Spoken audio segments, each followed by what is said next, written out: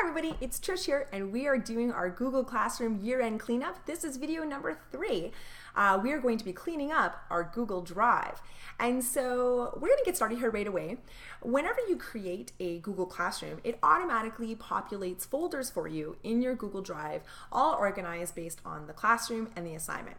The problem is, even if we archive or delete a Google Classroom, those folders stay in our Google Drive. And from year to year, it can get pretty messy if I'm looking for something. So I'm going to show you how we can very quickly organize our Google Drive for our Google Classroom so that we are ready to roll for next year.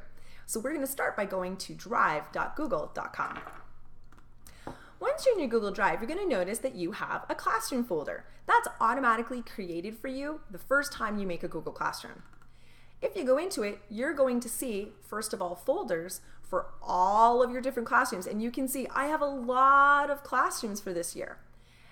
If you go inside one of those folders, you're also going to see the individual folders for the assignments. So what we want to do is we want to get organized. And you can see I have a couple here that say archived. This is a really fantastic way to stay organized. So what I'm going to do is I'm going to create a new folder.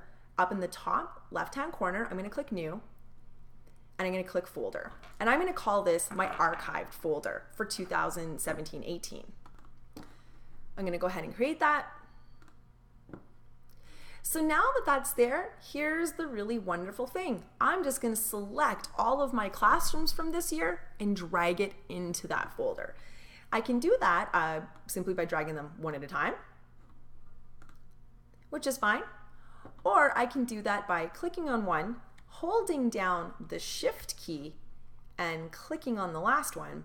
And now that selects them all for me, which is really nice. And I'm going to go ahead and just drag those all into that folder.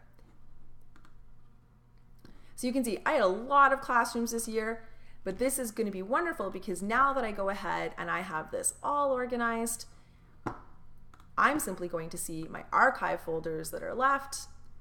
And now this is a nice clean space where the next Google Classroom folders will be automatically populated for me when I'm creating my Google Classrooms for next year. So it's just one of those small steps, but it's something that just helps keep life organized if I want to go ahead and I want to look for something. So give it a try, and if you need any help, please just send me an email.